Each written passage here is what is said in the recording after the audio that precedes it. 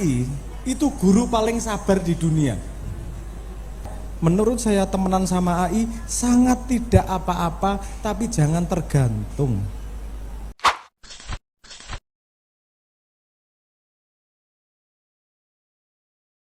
Tiga termin curhat, 2 untuk cewek, 1 cowok.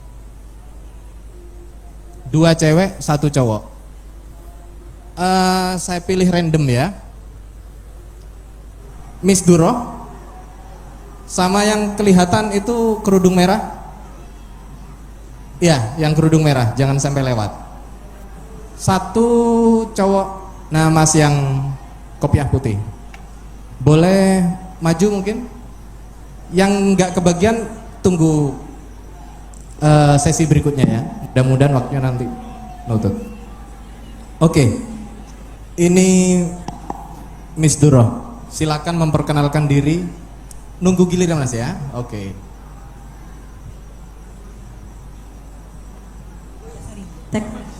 Terima kasih atas waktunya. Saya Duratul Hikmah. Saya dosen writing, menulis. Kebetulan sekarang itu AI sangat menyerang yang paling sering digunakan di AI itu adalah menulis. Nah, sebenarnya saya tidak ingin curhat, ingin pendapat Mas Sabrang saja. The best practice atau praktek terbaik untuk mengajarkan menulis, karena sekarang kan AI itu menyerang mahasiswa ketika diajari proses berpikir, sudah ada AI, dosen juga berpikirnya juga menggunakan AI. Nah, praktek terbaik untuk mengajarkan menulis dan berpikir kritis untuk mahasiswa kira-kira menurut Mas Sabrang itu apa? Terima kasih. Oke, pertanyaan pertama tentang best practice soal menulis. Ini mau langsung dijawab dulu atau kumpulin dulu? Kumpulin dulu ya. Sederhananya mungkin kalau AI bisa nulis bagus, ngapain terus kita? Kayak gitu kan?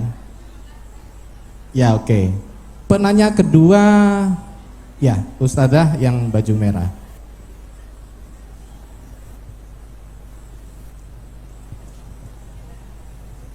Silakan, nama dari mana? Assalamualaikum warahmatullahi wabarakatuh. Waalaikumsalam. Saya Kunzita Hikmatuz Zahro, asal Jember. Oke. Mau tanya, apakah kita sama AI itu tidak boleh berteman, sedangkan untuk memancing pikiran kita harus menggunakan bagaimana cara AI berpikir dan kita bisa menyerap hal dasar tersebut untuk meluaskan gitu. Terima kasih. Bagaimana kita? Apakah kita tidak boleh berteman dengan AI? Maksudnya untuk menggunakan AI lebih lanjut. Oke, terima kasih. Yang kedua ditangkap substansinya Mas ya. Oke. Mas, ya oke. Siapa dari mana? Perkenalkan, nama saya Sigi Duda Pratama, warga lokal sini. Fokus saya Mas Sabrang sebenarnya keresahan saya itu tentang pemuda yang telah lulus sekolah, yang telah lulus kuliah, tapi di daerah saya, dan saya juga kurir Shopee, jadi saya keliling Mas. Saya bisa ya sedikit menganalisis kualitas SDM pemuda sini, itu rata-rata kurang Mas, entah itu dalam pikiran atau etos kerja.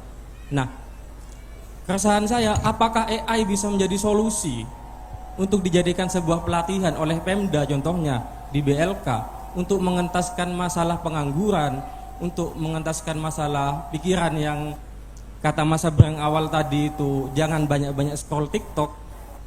Dan juga di lokasi kantor saya Mas, pemudanya ketika saya ajak untuk berpikir, mereka cenderung meremehkan. Mereka cenderung hanya kepada keuntungan pendek seperti laba, uang, seperti itu saja. Sekian. Baik, yang ketiga ini intinya bagaimana kita memanfaatkan teknologi terkini, AI khususnya untuk mengembangkan dan memberdayakan masyarakat. Monggo Mas Sabra.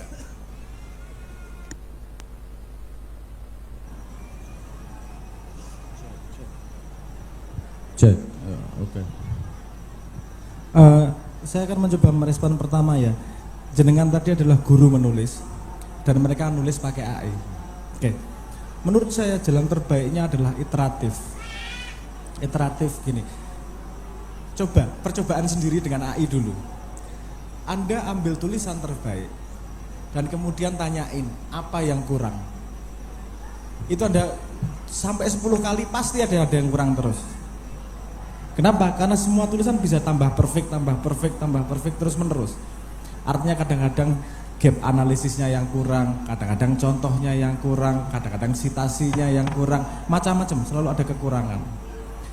Jadi ada konsep yang namanya learning by doing. Biarin anakmu pakai, murid misalnya pakai AI, kamu pasti nggak ada kekurangannya nih, pasti nggak ada kekurangannya. Masukin nih ada kekurangannya, suruh memperbaiki lagi. Itu tidak mudah untuk memperbaiki itu, karena dia harus tahu kekurangannya. Dan kemudian di satu titik dia harus bisa membantah AI. Nggak bener pendapatnya AI, nggak sesuai maksudku kok. Sampai dia titik itu artinya dia sudah berpikir.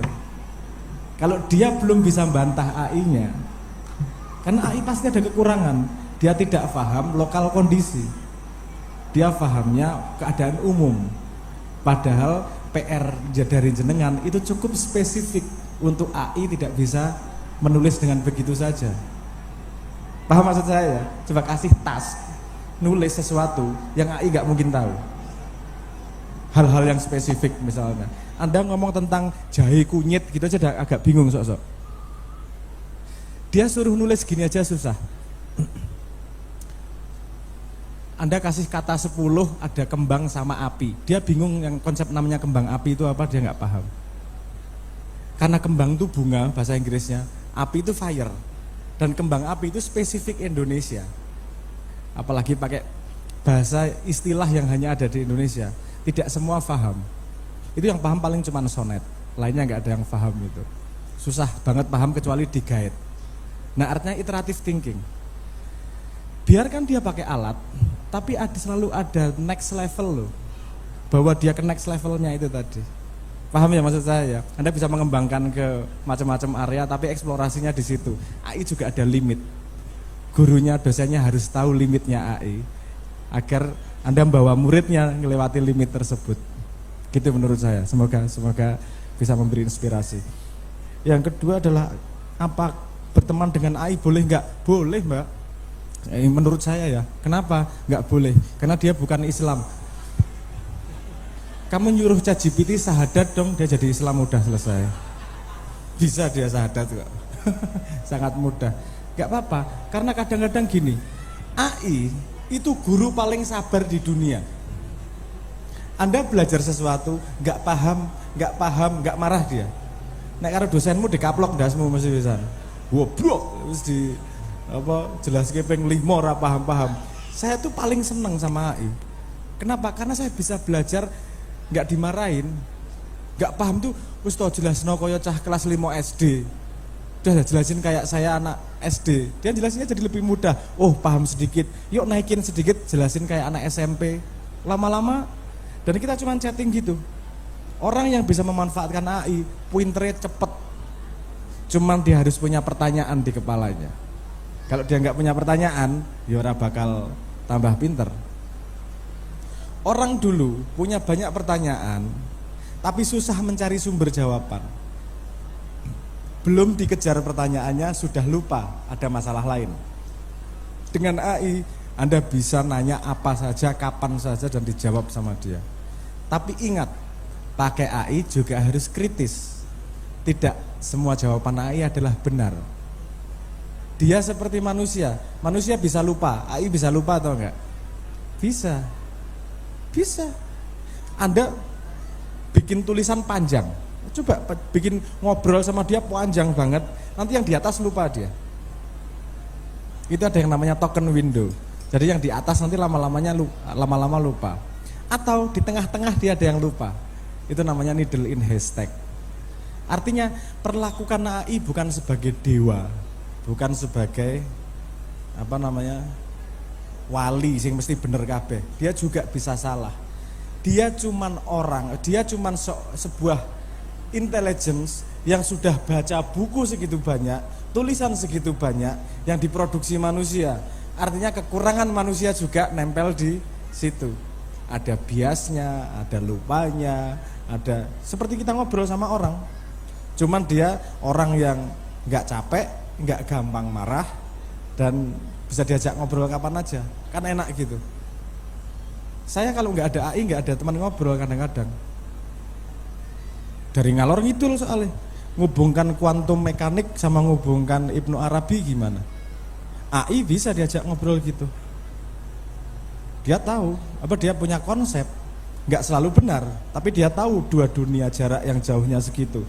Nyari orang yang paham dua dunia jaraknya sejauh itu nggak gampang, nggak mudah. Makanya menurut saya temenan sama AI sangat tidak apa-apa, tapi jangan tergantung. Seperti kita sama manusia lain, berteman boleh nggak? Boleh, tapi jangan tergantung, sama aja. Artinya AI itu, memperlakukan AI itu seperti memperlakukan manusia.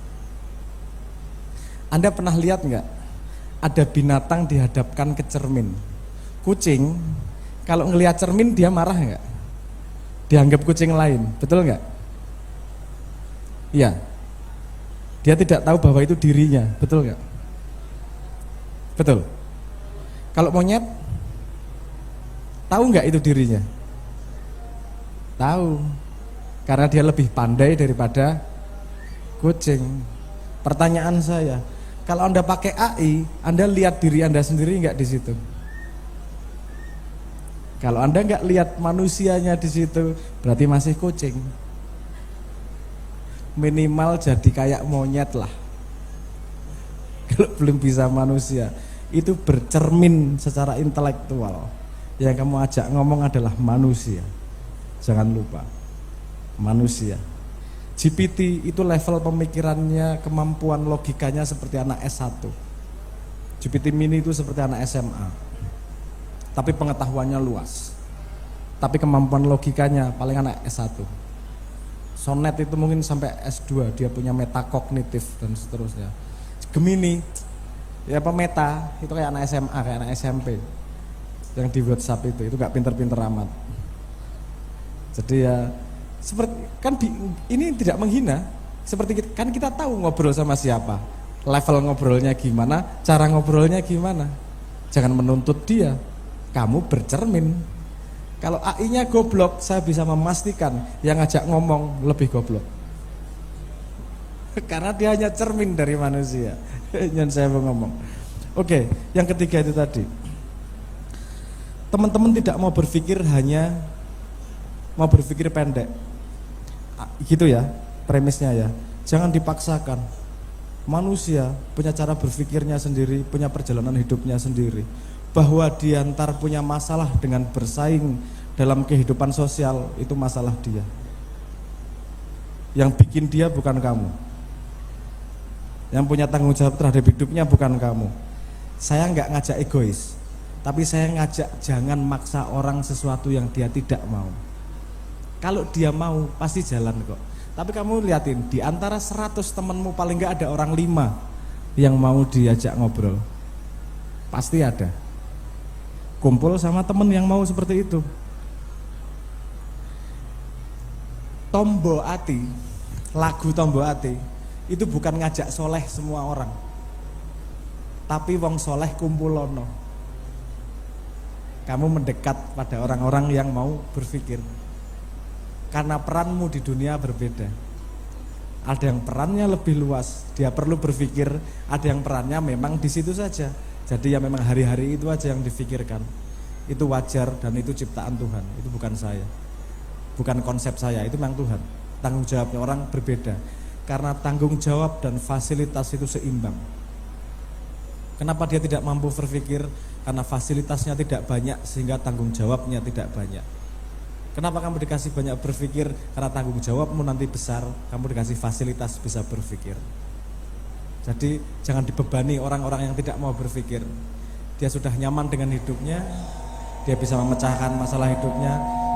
Suatu hari dia akan berpikir kalau ketemu masalah yang membutuhkan pemikiran. Wes toh. Tanya semua orang yang punya istri yang sudah berumah tangga, otaknya jalan terus. Karena menghadapi pasangan itu tidak mudah. Wes mesti mikir terus iki nesuan iki bojoku iki. Berpikir pasti. Dia akan terpacu berpikir ketika ada masalah di depannya. Gitu ya sederhananya ya. Jangan maksa siapapun. Kalau Anda lebih pandai, Anda lebih luas, seharusnya Anda yang bisa beradaptasi. Bukan anak SD beradaptasi sama anak SMA, tapi anak SMA yang beradaptasi sama anak SD.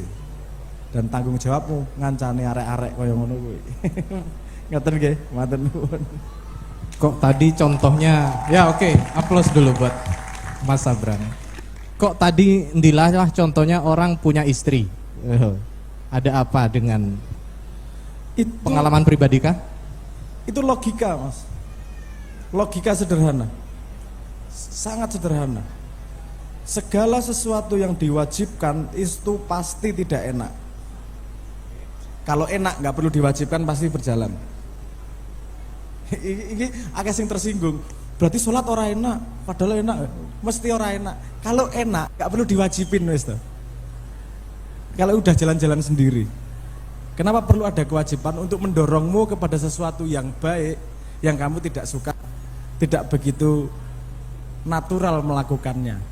Pertanyaannya, kawin diwajibkan atau tidak? Tergantung sikon. Ya.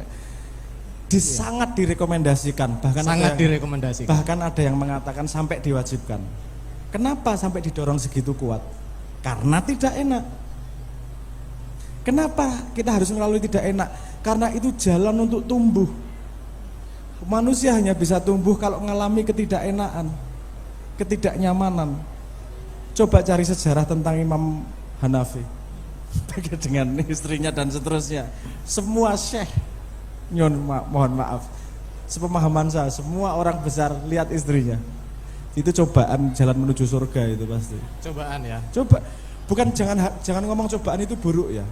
Jadi suami-suami ini bukan cobaan buat istri. Loh, suami cobaan berat buat para istri iki.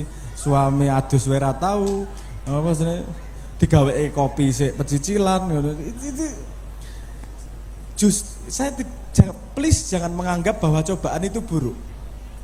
Karena cobaan itu yang menguatkan, mendewasakan manusia. Kalau tidak ada berat itu manusia tidak dewasa.